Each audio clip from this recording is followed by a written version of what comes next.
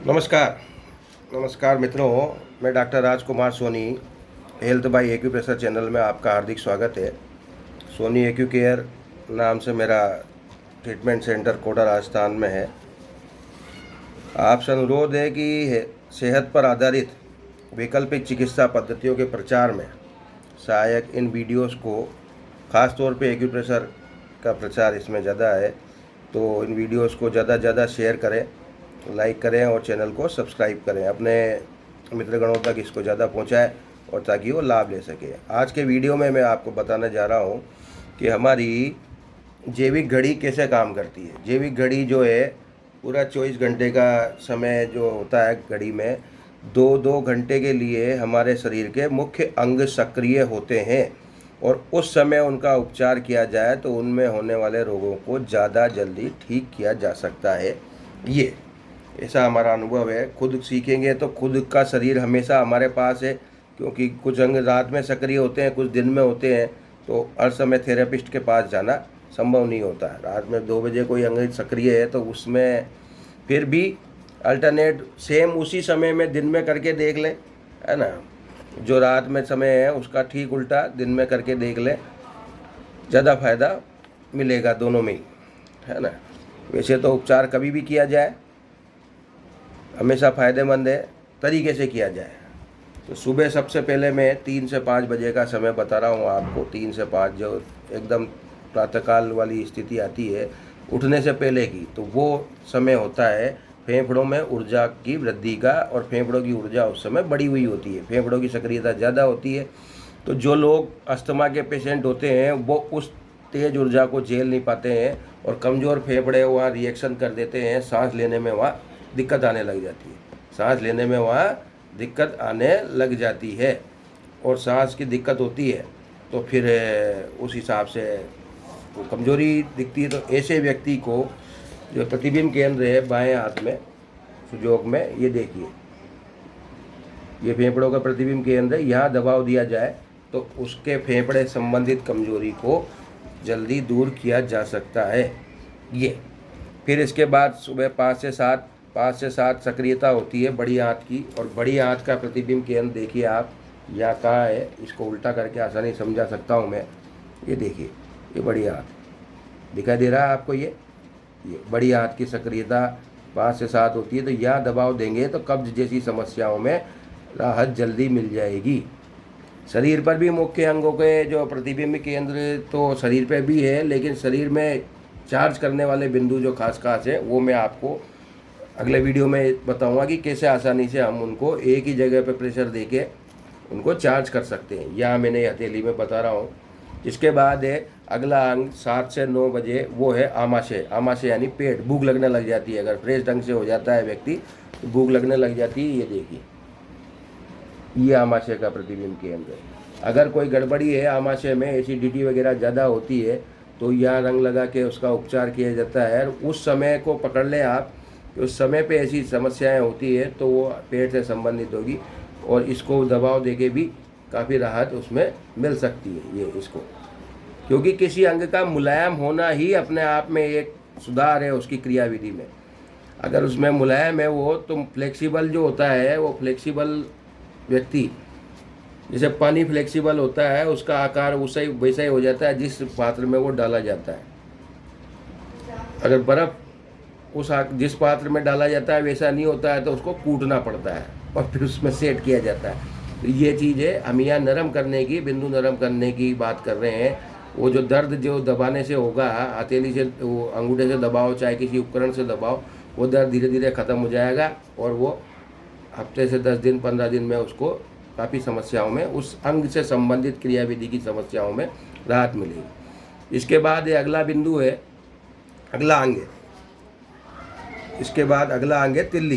तिल्ली यानी स्प्लीन, जहाँ खून एकत्र होता है, ये खून के कण एकत्र होते हैं। ये देखिए आप, ये बारीक है, इसके जस्ट ऊपर स्थित है, इसके नीचे स्थित, हार्ट के नीचे और इनके बीच में। तो यहाँ इसको छोटे उपकरण से दबाएंगे। स्टील की, पीतल की जिम्मी आती है इसमें, जिनकी नोक छोटी होती है और उससे वो थोड़ी बड़ी है, तो लकड़ी की जिम्मियाँ भी जो मूल एक्यूप्रेशर में काम आती है उसको देखेंगे। मूल एक्यूप्रेशर में काम आने वाली जिम्मी जो है, ये इससे यहाँ दबाव दिया जाता है। तो इसके बाद है अगला हार्ट। 9 से 11 हो गई तिल्ली, तिल्ली के बाद है 11 से 1 हार्ट। खाया पिया पचने लगा और हार्ट को गति मिली। तो अगर इस समय में हार्ट कमज़ोर है तो इस समय उसको परेशानी होगी 11 से 1 बजे, और यहाँ आप दबाव देके उसको ठीक कर सकते हैं। यहाँ दबाव देके ठीक किया जा सकता है। फिर दोपहर 1 से 3 इसमें होती है छोटी आंत। पाचन संबंधी समस्या भी है। छोटी आंत पचाएगी, उसमें से एसेंस निकालेगी भोजन में से। तो छोटी आंत के जो रिफ्लेक्शन सेंटर ये रहा, प्रतिबिंब केंद्र, ये बीच में ये छोटी आंत, यहाँ दबाव देके आप समस्याओं को हल कर सकते हैं। 3 से 5, 1 से 3 हो गया। 3 से 5 है मूत्राशय का प्रतिबिंब, मतलब मूत्राशय में ऊर्जा बढ़ने का समय। इसमें क्या है, अगर किसी व्यक्ति को गर्मी तेज़ लगने लग जाती है दोपहर होते ही, दोपहर पिछली दोपहर में यानी कि 3 बजे से, तो फिर वो मूत्राशय की क्रियाविधि को चेक करें, मूत्राशय की हार्डनेस, इस चीज़ को ये या दबाव देके इसको सुधारा जा सकता है। पानी पी के करें, सारे प्रेशर पानी पी के ही करें। ये समस्या मेरे काफ़ी ज़्यादा थी और मैंने इसको एक्यूप्रेशर से दबाव देके ठीक किया। ये मूत्राशय का प्रतिबिंब किया। 5 से 7 शाम को वो समय है आपके गुर्दों का, किडनी की क्रियाविधि बढ़ाने का और किडनी की कमजोरी को दूर करने का। और किडनी की ऊर्जा बढ़ी हुई होती है। अगर किडनी संबंधी समस्या है तो फिर गर्मी बढ़ जाएगी, उसमें पेशाब रुक सकता है और भी चीज़ें हो सकती है। तो किडनी के प्रतिबिंब केंद्र यहाँ पीछे की तरफ होते हैं। ये देखो, आप थोड़ा ध्यान से देखें, घिस गया है ये चार्ट था जो बोले, ये एक किडनी ये रही, एक किडनी बगल में, ये बीचों बीच से है ना, ये लाल रंग से जो दे रखा है, ये किनारे पे आ गई थोड़ी सी। तो आप तो इसको एक को समझेंगे तो दूसरे अपने आप ही उसके बगल में है। या दबाव देके हम किडनी की क्रियाविधि सुधार सकते हैं। सामान्य एक्यूप्रेशर में, रिफ्लेक्सोलॉजी में या किडनी के पॉइंट होते हैं ये पानी पी के, सारा काम पानी पी के करना है। फिर 5 से 7 ये हो गया। 7 से 9 शाम का समय ब्रेन, दिमाग की क्रियाविधि, पेराकार्डियम जो कहते हैं, जिसको कि वो थैली जो कि कवर करती है हार्ट को। तो ये दिमाग के पॉइंट, यहाँ रिफ्लेक्शन है, तो ये आप इसको प्रेशर देके ट्रीटमेंट कर सकते हैं।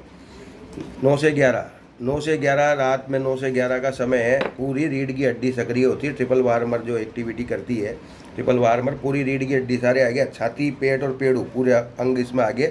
तो आप ये देखिए, आप रीढ़ की हड्डी का रिफ्लेक्शन, ये सिर के पीछे, ये गर्दन के नीचे से चलता हुआ इतना और बाकी का इतना। तो यह दबाव देंगे तो आपके उस समय होने वाली पाचन क्रिया ही ज़्यादा सक्रिय होती है, क्योंकि खाना वाना खा चुके होते हैं, तो बहुत ज़्यादा आपको उसमें फ़ायदा होगा, है ना। गैस्ट्रिक ट्रबल वगैरह सुधरेगी। पीछे की तरफ दबाएंगे आप। तो एक तो ये हो गया और ये हो गया। जहाँ ज़्यादा तकलीफ हो वहाँ थोड़ा सा ध्यान देके दबा लें। करना सब पानी पी के ही है, ये मैंने बता दिया। उस समय उस प्रेशर का कोई उपद्रव होता है, फ्रेश हो जाए, गैस पास हो जाए, तो उसको अनावश्यक नहीं लें। 1-2 दिन में वो चीज़ ठीक हो जाएगी। हो सकता है 2-4 दिन तक ऐसा चलेगी। इधर तो आप प्रेशर दे रहे हैं और किसी अंग पर वो प्रेशर बन गया तो कोई दिक्कत नहीं है, वो रिपेयर हो जाएगा। रिपेयर होते ही वो चीज़ सुधर जाएगी। 9 से 11 हो गया ये। 11 से 1 रात में 11 से 1 का समय है, वो है गोल ब्लैडर का, पित्ताशय का। तो पित्ताशय, गोल ब्लैडर की जो तकलीफ है, गोल ब्लैडर का सीक्रेशन अगर ढंग से नहीं है, स्त्रावण, तो दिक्कत होगी। तो वो गोल ब्लैडर का बिंदु यहाँ चेक करें आप। अगर गैस वेस पास नहीं हो रही है और स्किन में कोई समस्या नज़र आ रही है, रात के समय है, कोई खाया किस चीज़ से एलर्जी है, तो वो इसमें गोल ब्लैडर का बड़ा रोल है। इसको ये दबा के देखें। पथरी वथरी भी हो जाती है तो सुधारा जा सकता है। ठीक, ये बिंदु थोड़ा बारीक है, उसी हिसाब से जिम्मी भी बारीक होती है, इससे भी ढूंढ के उसको दबा सकते हैं। 11 से 1 ये हो गया। रात में 1 से 3 अंतिम अंग आ गया यहाँ। रात में 1 से 3 का जो है वो है लीवर का।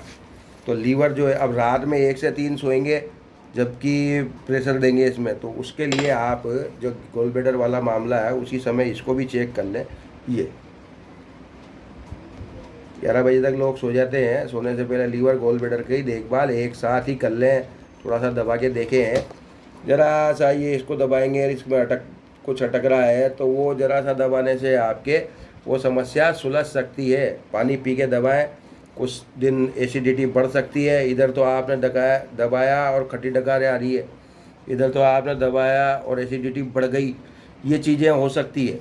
लेकिन मैं आपको विश्वास दिलाता हूँ कुछ दिन लगातार करने से ये समस्याएं धीरे धीरे होके ख़त्म हो जाएगी, क्योंकि डिसफंक्शनिंग सुधारना इस पद्धति का जो मूल रिजल्ट है, मूल परिणाम है, डिसफंक्शनिंग सुधारना। और दूसरी पद्धतियाँ सपोर्ट करती है अंग को, यहाँ वो उसके डिसफंक्शन सुधारे जाते हैं, खराबी सुधारी जाने की तरीके हैं ये। और सही व्यक्ति सही तरीके से इस काम को करें तो बहुत अच्छे परिणाम मिलते हैं। तो आशा है आपको वीडियो पसंद आएगा और उपयोगी साबित होगा। कोई भी जानकारी अन्य लेनी हो, कोई परामर्श करना हो तो मेरा मोबाइल नंबर 9928492069 है, उस पर आप कर सकते हैं। व्हाट्सएप पे मैसेज कर सकते हैं। परामर्श सशुल्क है, जो आप संपर्क करेंगे तो बता दिया जाएगा, क्योंकि उसमें क्या है, हम उस उपाय सुझाने के साथ साथ आपको डिस्क्रिप्शन लिखित में भी भेजेंगे और फॉलोअप रखेंगे कि आपने वो किया तो उससे हुआ क्या, फिर आपके परिणाम हम एक लेकर और औरों को भी बताएंगे। तो आशा है वीडियो पसंद आएगा और उपयोगी साबित होगा। एक अंत में मैं दोबारा बता दूं, कई वीडियो में शुरू से कहा है कि किसी भी पैथी से हमारा कोई नेगेटिव वो नहीं है, कि हम किसी पैथी की बुराई नहीं कर रहे हैं। सब तरीके थेरेपियाँ, पैथियाँ सब अपनी अपनी जगह उपयोगी है, और जिससे व्यक्ति को फ़ायदा हो जाए। हम भी हमारी पैथी का प्रचार कर रहे हैं, थेरेपी का प्रचार कर रहे हैं। प्राचीन भारतीय चिकित्सा पद्धति है, जिसको नए रूप में एक्यूप्रेशर, सुजोग, ये पहले संस्कृत की पुस्तकों तक में ये चीज़ें थी, मर्म चिकित्सा उसको कहा जाता था। तो आशा है वीडियो पसंद आएगा। लाइक करें, शेयर करें, सब्सक्राइब करें। धन्यवाद।